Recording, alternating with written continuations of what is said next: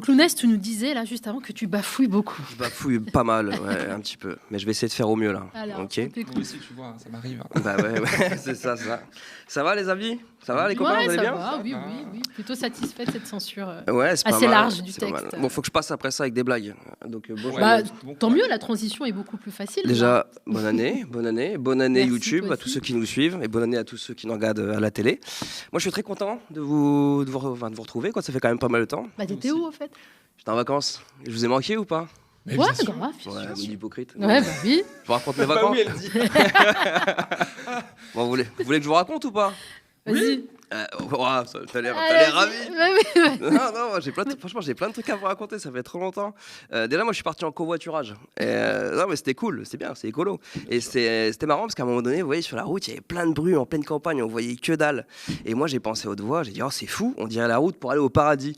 Et le chauffeur, il m'a répondu, il m'a dit, non, ça, c'est juste le 77, mec. Bon. T'imagines? Tu vas voir pourquoi je dis ça. T'imagines, toi, quand même, quand tu meurs, t'imagines, t'arrives, tu vas aller au paradis, il y a un ange, il t'attend, et il t'ouvre une porte et il te dit bienvenue à Melun. Oh, quel enfer, en fait, tu vois. Voilà, ça, c'était juste pour répondre à mon copain Adrien Labrocante, en fait, qui se fout de ma gueule quant à mes introductions. Voilà, non, sinon, vraiment, moi, je suis parti passer les fêtes dans le Gard. Alors, pour ceux qui ne voient pas où se trouve le Gard, ça se situe entre le Rassemblement National et Reconquête. Vraiment. Je sentais.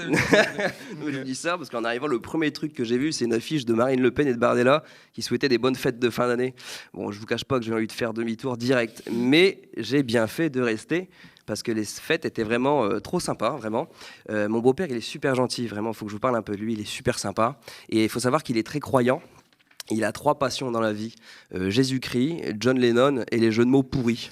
Et ben, son groupe de musique chrétien, je vous le donne en mille, il l'a appelé Les Petites Bibles. C'est un génie.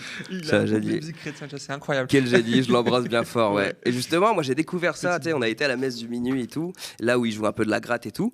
Et le curé, il était noir, c'était un immigré du Burkina Faso. Et c'est fou quand même, tu vois, je me suis dit, même ça, les Blancs, ils veulent plus le faire, quoi, comme boulot. Et mon beau-père, il me dit qu'il y a de moins en moins de monde, en fait, qui fréquente les églises. Et il m'a dit un truc très joli, il m'a dit, tu sais, bientôt, nous, les cathos, on n'aura plus que nos yeux pour prier. Je trouvais ça assez joli. Super ambiance, hein, franchement, la messe et tout, musique et tout. Et à la fin, en fait, à la sortie, il y avait une distribution de vin chaud. Vous connaissez? Moi, j'avais jamais goûté. Ah Non, jamais goûté. J'adore Jamais goûté. ça. C'est super sucré, tu vois, super Il y a le jus sucré. de pomme chaude, d'ailleurs, qui est Ouais. très bien sans alcool. Bah, tu vois, Je on peux le faire souvent. m'en a donné, tu vois, c'est super sucré. J'ai dit, c'est quoi? On m'a dit, c'est le sang du Christ. J'ai dit, bon, bah alors visiblement, Jésus était diabétique. Hein. Mais c'était intéressant. Et on a fait le réveillon ensemble, c'est cool. Il y a juste eu un moment un peu particulier et tout. On était en famille. Et vous voyez, à l'apéro, à un moment donné, on tend un petit bol de saucisse cocktail. Là. Oui, et moi je dis bah non désolé j'en veux pas parce que je mange pas de porc, je suis musulman. Et là il y a eu un petit blanc, tu vois, et il y a une tante qui a dit d'accord, on n'a aucun souci avec l'islam ici, tu sais, mais juste est-ce que ici tu peux nous dire devant toute la famille, moi Lounès, je condamne le Hamas. J'ai dit, ça va un peu trop loin. Bon, sinon, t'as quand même suivi ce qui s'est passé dans le monde. Dans le monde, ouais, et Ouais. surtout en France, hein, comment y échapper, hein. Franchement, moi, d'ailleurs, je voudrais revenir sur Gabriel Attal nommé Premier ministre. Ah, j'arrive un peu en retard. Alors, moi, je suis opposé à lui politiquement, vous doutez, mais je suis vraiment, non, très sérieusement, surtout opposé à toutes les insultes homophobes qu'il a reçues. Ça, vraiment, je trouve ça vraiment intolérable. Et à vrai dire, moi, je suis content qu'un gay soit Premier ministre, parce que quitte à se la faire mettre, autant que ce soit bien fait. Voilà. C'est mon point de vue.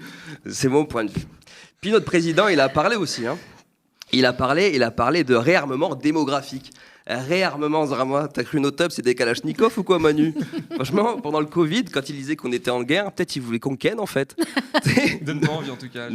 Bah non, C'est agréable. tu vois, nous, pendant le confinement, Jamil, on avait compris, nous sommes en guerre. Ouais. Alors qu'il fallait peut-être qu'on comprenne, nous sommes en guerre, hein, enfin, tu vois, peut-être. Une voix Peut-être. suave. Ok. Non mais en vrai, quel toupet n'empêche de pas être réarmement démographique pour un mec qui tire à blanc, hein. Parce que Macron, il a pas d'enfant. Ah puis c'est sûr que si Brigitte a laissé d'accoucher, on va être plus proche du prolapsus que du fœtus. T'as dit l'irrévérence. Tu en as. Oui, Tu en je as. suis dit un père. Ouais, c'est ça. Non mais ça va, toute l'année ils nous font caca sur la tête, on peut pas les imaginer se chier dessus rien qu'un instant, bordel. Ça, c'est défense. Ah bah ouais. Ah puis en plus il a dit que l'infertilité augmentait. Alors ça se prononce infertilité, mais en fait ça s'écrit découvert bancaire. Hein, vraiment. Moi je voudrais bien faire un gosse, mais je crains que j'ai pas les moyens en fait. Hein. La dernière fois que j'ai eu ma banquière, elle m'a dit Ah, monsieur Bachir, je peux enfin mettre un visage sur tous ces agios. Tu vois où j'en suis? Qu'est-ce que tu veux que je fasse un enfant? Ensuite, dans ce beau remaniement, on peut mettre à jour notre liste de ministres mis en examen ou empêtrés dans des affaires qui puent. C'est plus un gouvernement, en fait, c'est une association de malfaiteurs. Tu vois, Mediapart, pendant l'annonce du gouvernement, nous on est stressés, eux ils font un apéro bingo. Oh non, c'est encore Edoui qui a gagné, mais c'est sûr, il cache des pions dans sa grosse moustache. Tu vois, il y a des métiers, pour avoir le droit de les faire, il faut bien fournir un casier judiciaire. Bah, pour être ministre, il faut un casier judiciaire bien fourni. C'est là la petite nuance. Oh, ouais. T'es humoriste, toi, non? Et poète à mes heures perdues. Dans les entretiens d'embauche, ils doivent être marrants, dis donc, tu sais. Qu'est-ce que vous faisiez, monsieur, en septembre 2013? Je ne vois aucune condamnation ni aucune mise en examen. Il y a un trou dans votre CV. Il y a un trou, justement, il y a un trou dans votre casier. Mec, écoute mes blagues. Il y a un trou dans votre casier. On pourrait qu'on écrive ensemble. Voilà. Il y a un trou dans votre casier. Ah, je suis désolé, monsieur le Premier, j'étais en période de transition, je sortais de 2 ans de sursis pour abus de biens sociaux, j'avais besoin de souffler un peu, mais vous pouvez voir que dès 2014, je me suis remis tout de suite au boulot en mettant une grosse main au cul à une stagiaire et en détournant 40 000 €. Ah bah voilà qui me rassure, vous commencez lundi. D'accord, quel ministère? Bon, choisissez, hein. Mais dans tout cela, de ministres, je peux pas passer à côté d'Amélie Oudéra Castéra. Ouais, mais ah, c'est la queen. Mais c'est de la légitime défense, ils mettent attaquer chaque jour un peu plus. La nouvelle ministre de l'Éducation nationale. C'est marrant déjà parce qu'elle a les mêmes initiales qu'appellation d'origine contrôlée. Tu sais le truc qu'on met sur les emballages de camembert là, qui pue bien, ça lui va super bien je trouve, hein, parce que emballé dans le paquet c'est super joli. Bah, dès que tu l'ouvres, bah, ça pue le moisi et le renfermé quoi. Non mais la meuf quand même, elle est réac comme pas possible. Elle a foutu ses gosses dans une école, attention, privée et homophobe. Parce que dans le public, selon là, il n'y a pas assez de profs remplacés. Mais à cause de qui, connasse? Elle est au courant que c'est ses potes au gouvernement depuis 7 ans. Et le plus drôle, c'est qu'elle dit ça devant Attal, qui est homosexuel et ancien ministre de l'Éducation nationale. Non mais... Il était pas à l'aise. Hein. Mais ouais, le mec, il s'est dit, mais sous ma gueule ou quoi, elle? Non mais le toupet, le mec, il lui file le job de sa vie, elle lui chie dans les Santiago au premier micro qui lui passe sous le bec. Tu sais, ça pourrait passer pour du courage et de l'aplomb si c'était pas juste complètement stupide. Tu sais, AOC, c'est la meuf, tu l'invites chez toi à dîner, elle se commande un énorme McDo sur Uber Eats, elle te dit en croquant dans le Big Mac, non mais c'est parce qu'il est dégueulasse ton roast beef en fait, tu vois. J'ai une autre comparaison, Samir il m'a dit de pas la faire, je la ferai quand même. C'est comme si... J'ai les mains moites, non, elle est trop mignonne. C'est comme si Steve Jobs, il avait dit, regardez la révolution, ceci est un iPhone.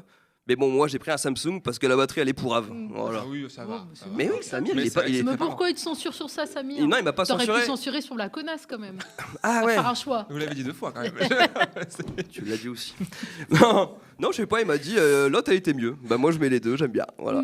Bon, je suis content de vous voir donc j'en profite. Bon, pour finir, non sans tristesse, l'heure est grave les amis. L'Algérie était éliminée de la CAN. Ouais. Voilà. Je suis tellement triste qu'on soit éliminé, mais j'essaie de voir le bon côté des choses. Enfin, on va avoir un peu de sang neuf. Nos attaquants, ils étaient trop vieux. Ils étaient en poste depuis plus longtemps que les généraux du pays. C'est dire, tu vois? C'est une tradition, décidément. Bah ouais, bien sûr. Et la seule chance qu'on ait de redevenir fort au foot, je crois, avec l'équipe d'Algérie, bah, je crois que c'est que la France, elle nous recolonise et qu'on redevienne l'équipe de France. Et ça, jamais, ok?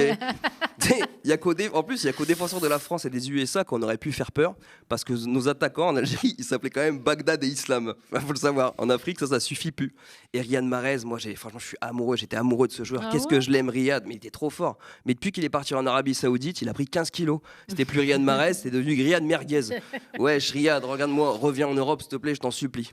Bon, c'est que des blagues, j'essaie de dramatiser comme je peux pour tous les miens, tant le football est important pour nous. Et vaut mieux ma méthode, les gars, moi, parce que je veux juste qu'on voit un peu à l'écran. Regardez comment la présentatrice Vanessa Lemoigne, d'origine algérienne au demeurant, elle s'y est prise à la fin du rec pour consoler les Algériens. Regardez. Et puis il y a un petit lot de consolation pour tous les supporters algériens. Sachez que l'Algérie est qualifiée pour le mondial de handball, voilà, en 2025. Voilà. Julien, elle a fait quoi? Ils sont qualifiés pour quoi? Ils sont qualifiés pour les demi-finales de la CAN. C'est un titre cette année. Le handball, il y a que ça devrait être. Très bonne nuit à tout le monde. Mais elle est positive, elle est optimiste. Bah, le handball, c'est bien. Pourquoi tu veux... Oui. Mais qu'est-ce que vous me racontez? Il y a des familles en deuil, il y a des gens, ils se parlent plus, ils ont annulé des mariages, ils se sont endettés sur 300 générations pour aller voir les matchs. Et vous voulez qu'on se console avec un sport du NSS? Non mais barrez-vous de là. Bon, voilà. Allez, je vous laisse là-dessus. Et plus que jamais, 1, 2, 3, ciao Belmadi. Merci beaucoup, Lounès.